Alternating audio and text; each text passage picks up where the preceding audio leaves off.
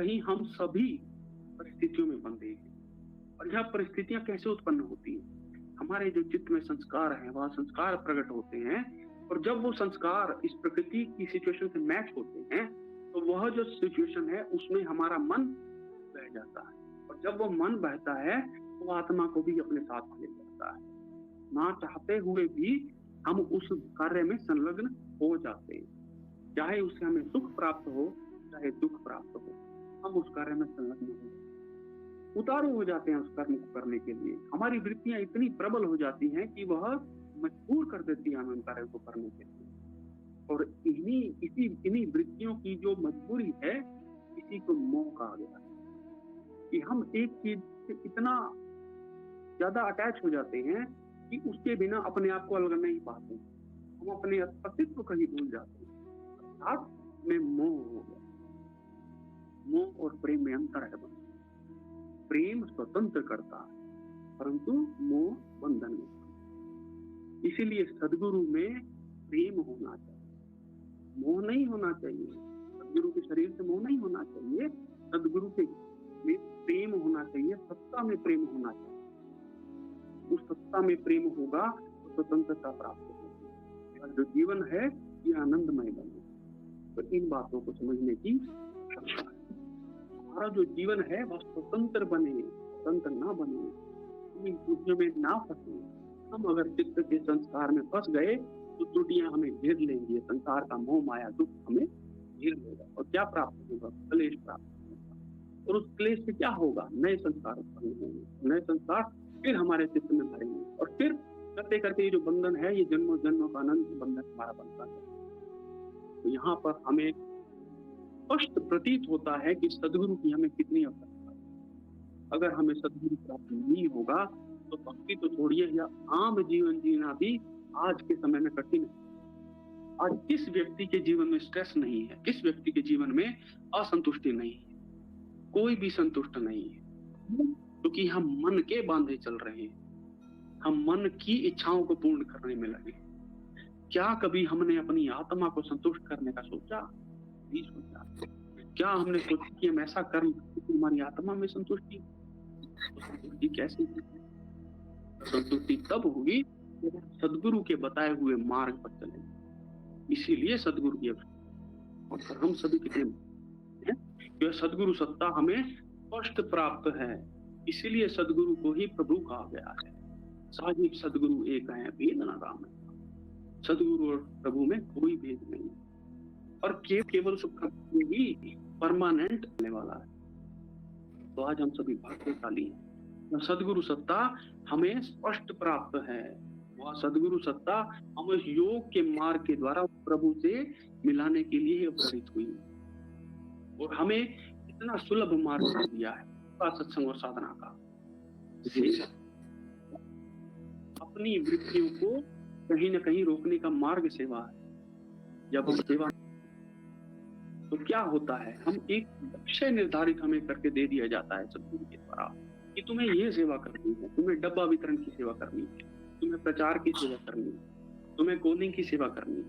इस तरह की सेवा में उतरते हैं तो क्या होता है, हम आसपास की वृत्तियों को भूलने लगते हैं, अपने जो कनेक्शन हैं आसपास उनको धीरे धीरे भूलने लगते हैं और सेवा में उतरने लगते हैं। जब हम सेवा में गहरे उतरते हैं तो बाहरी बंधन तो छूट है, बाहरी बंधन से तो एक छुटाव होता ही है, अंतर की वृत्तियों से भी हमारा एक कटाव होने लगता है, और हमारा केवल दिए हुए लक्ष्य की तरफ ध्यान एकाग्र होने लगता है। और यही जो एकाग्रता है, यही एकाग्रता हमें साधन में लेके जाने वाली है। सेवा अलग नहीं है, सेवा भी साधना है। उसी प्रकार से सत्संग, जब हम सत्संग में बैठते हैं तो अध्याय करते हैं, वरिष्ठ गुरु भाइयों के अनुभव सुनते हैं, अनुभव ग्रहण करते हैं, उसकी वाणी को ग्रहण करते हैं, अपने आप को टटोलते हैं कि हाँ, ये जो इन्होंने कहा शायद यहाँ पर मैं मिस करता हूँ, शायद ये कमी मेरे अंदर है। इसलिए तो कहा गया ना कि भव सागर नर देखता दिशा प्रदर्शक, सत्संगति सब मूल है सब ज्ञान नता, कि सत्संग से ही हमें वह दिशा मिलने वाली है। तो कहीं ना कहीं सत्संग भी हमें साधन की तरफ ही ले जाने वाला है, साधना की तरफ ही अग्रसर करने वाला है। सेवा में एकाग्रता होगी तो साधन में सुलभता, इसी तरह से जब सत्संग में अपनी त्रुटियों का आभास होगा और उन त्रुटियों को दूर करने का प्रयास होगा, तो भी हम साधना की तरफ ही अग्रसर होने वाले हैं। साधना तो कितना सुलभ हमें स्वामी जी ने दे ही दिया है, गुरु ने दे ही दिया। तो सेवा, सत्संग, साधना एक दूसरे से भिन्न नहीं है, यह तीनों एक ही मार्ग है। केवल हमारी सुलभता के लिए इनको अलग अलग मार्ग बना दिया, क्योंकि यह जो जीव है यह अल्प है, यह अपने आप को बंधन में पाता है, अपने आप को मजबूर पाता है। तो किस तरह से, जिस तरह से हम एक कॉलेज में जाते हैं, स्कूल में जाते हैं, हमें एक सब्जेक्ट नहीं दिया जाता है, तरह तरह के सब्जेक्ट बना दिए गए, अलग अलग बुक्स बना दी गई, अलग अलग क्लास का अलग अलग सिलेबस बनाया गया।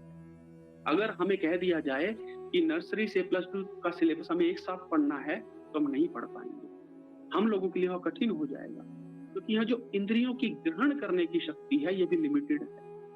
जो मन है अति वेगशाली, परंतु यह जो इंद्रियां हैं केवल अपने विषय से जुड़ाव रखती हैं और एक समय पर एक ही विषय का हम अनुभव करते हैं। हमारा मन जो है एक समय पर एक ही भोग को भोगता है, परंतु हमें ऐसा प्रतीत होता है कि हम एक साथ कई भोग कर रहे हैं, क्योंकि मन अति बलशाली है, मन अति गतिशील है। तो इंद्रियों की एक लिमिट है, वो उस लिमिट के पार वो इंद्रियां नहीं जाती। तो इसी तरह से जैसे स्कूल का सिलेबस है, कई क्लासेस में बांट दिया गया, कई सब्जेक्ट में बांट दिया, इसी तरह से सदगुरु ने वह जो परमात्मा प्राप्ति का साधन है उसको 3 भाग में बांट दिया, सेवा, सत्संग और साधना।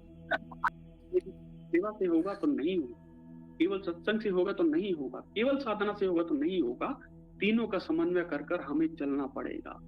तभी जो वह सदगुरु का जो मार्ग है हमें दृढ़ होगा, हमें समझ में आएगा। आप सेवा नहीं करते हैं, आप सत्संग में नहीं जाते हैं, केवल साधना पे जोर दे रहे हैं, साधना किए जा रहे हैं, कई वर्ष बीत गए। ऐसे बहुत से साधक हैं जो स्वामी जी के पास जाते हैं कि स्वामी जी, मैं तो कई वर्षों से ब्रह्म मुहूर्त की साधना कर रहा हूँ, मुझे तो कोई अनुभव प्राप्त नहीं। तो स्वामी जी क्या पूछते हैं, सेवा करते हैं? सेवा, सेवा सबसे पहला साधन, सेवा प्रथम है, सेवा ही होना क्या कि सेवा करेंगे तभी साधना में क्या मिलने वाला है वो आपको पता लगेगा। है वह सेवा में ही प्राप्त होना प्रारंभ हो जाएगा। क्यों?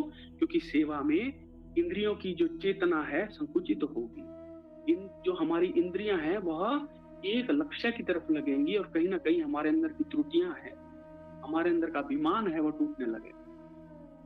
एक उदाहरण है, जैसे हम आजकल हमारी कॉलिंग की सेवा चल रही है, हम गुरु भाइयों को, गुरुबानों को कॉल्स करते हैं, उनसे उनकी डिटेल ले रहे हैं।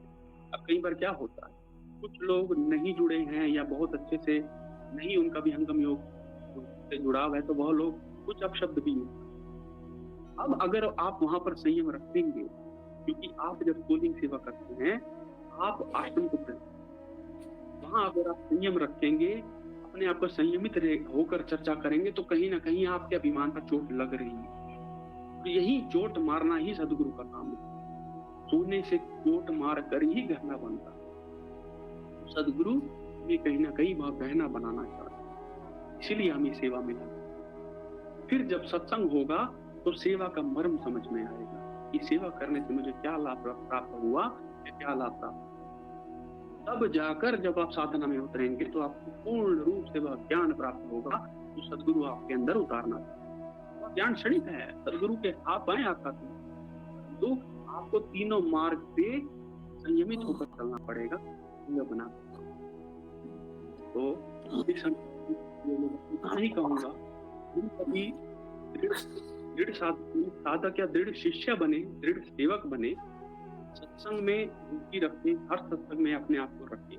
कोशिश करें कि जितना भी स्वाध्याय हम सत्संग में सुने या जितने तरह का भी हमारे आगे सत्संग में प्रवचन हो या किसी तरह का भी कुछ भी सत्संग में हमारे सामने अगर विषय हो, उनको अपने जीवन में उतारने का प्रयास करें। तो फिर जब हम साधन में बैठेंगे तो आनंद अलग ही हो। आपको सबके साथ और अधिक समय ना लेते हुए तो अपनी वाणी को यही विराम दूंगा और आपको अगर मुझसे किसी प्रकार की त्रुटि हुई तब मुझे क्षमा करेंगे। बोलिए सदगुरुदेव भगवान।